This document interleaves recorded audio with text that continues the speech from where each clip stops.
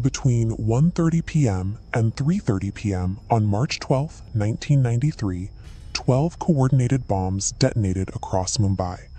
In a span of 2 hours, 257 people were killed, and over 1,400 were injured. Entire building facades collapsed entirely into the streets.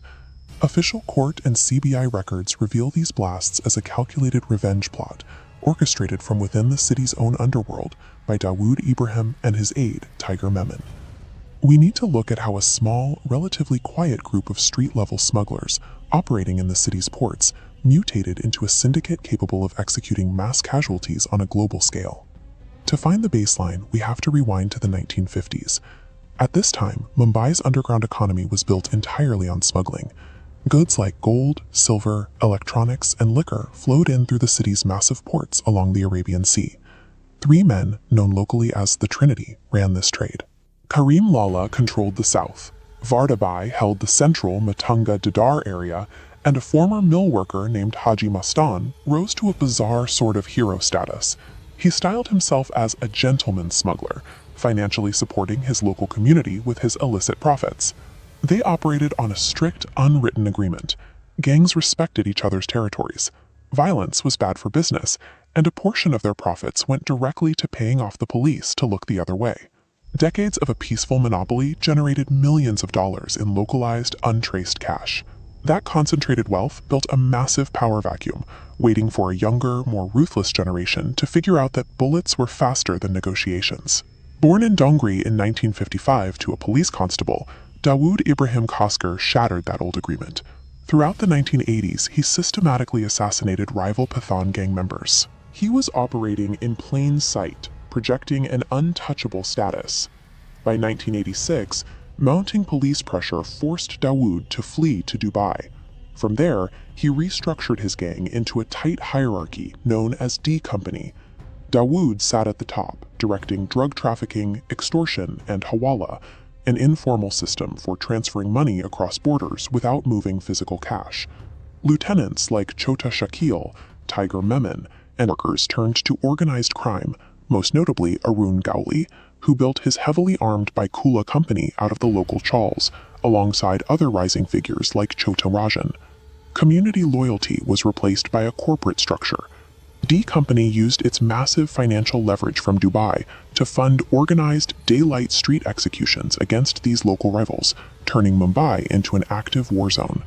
In December 1992, the demolition of the Babri Masjid in northern India triggered severe riots down in Mumbai. This fractured the strictly business, secular nature of the city's criminal underworld.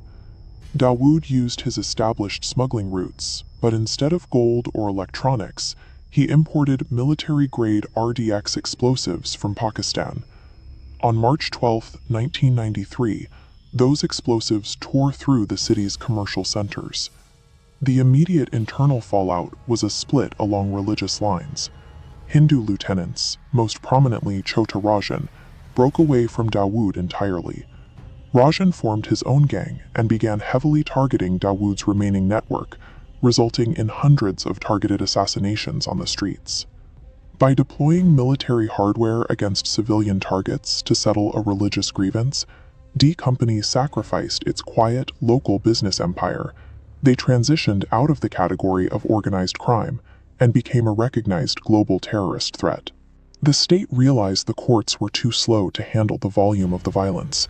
The Mumbai police formed specialized units, heavily arming officers who became known as encounter specialists. These officers were given implicit authority to track down and execute gangsters in active shootouts. This is a chart tracking police encounters against reported gang violence. Through the 1990s and early 2000s, specialists like Pradeep Sharma and Daya Nayak officially killed over 1,000 alleged criminals in shootouts. As the encounter numbers rose, visible public extortion plummeted. This aggressive policing neutralized the mid-level shooters operating on the streets. It also cornered the local bosses who couldn't flee to Dubai. Arun Gawli, once a heavily fortified rival to Dawood, was repeatedly arrested and eventually subdued. The government beat the Mafia by matching their violence bullet for bullet. They physically wiped out the visible, gun-toting layer of the Mumbai underworld. Today, Dawood Ibrahim reportedly remains in hiding in Karachi, Pakistan. Arun Gawli is serving a life sentence, and Chhota Rajan, after decades on the run, was arrested in 2015 and now sits in a high-security cell in Tihar jail. The permanent decline of visible street gangs is driven by a technological wall. High-definition CCTV networks, digital financial footprints, and precise GPS phone tracking have created a surveillance grid where 90s-style extortion and hits are impossible to execute cleanly. Technology altered the basic evolutionary environment of crime. The criminals who relied on visible violence either went to prison, died in encounters, or went extinct. The survivors adapted. The remaining factions traded their firearms for legal loopholes. They moved into invisible white-collar crime, settling complex real estate disputes and operating purely digital hawala networks that cross borders in seconds. This timeline tracks an uninterrupted evolution. The ecosystem started with gentlemen smugglers moving gold, escalated to corporate gangsters enforcing monopolies with bullets, mutated into terrorism, was crushed by state retaliation, and finally digitized into financial crime. Mumbai streets are safer today than they have been in decades. The underworld didn't disappear, it just learned how to hide in the balance sheets. Let me know in the comments which gangster's full biography you want me to cover next. Stay safe, and thanks for watching.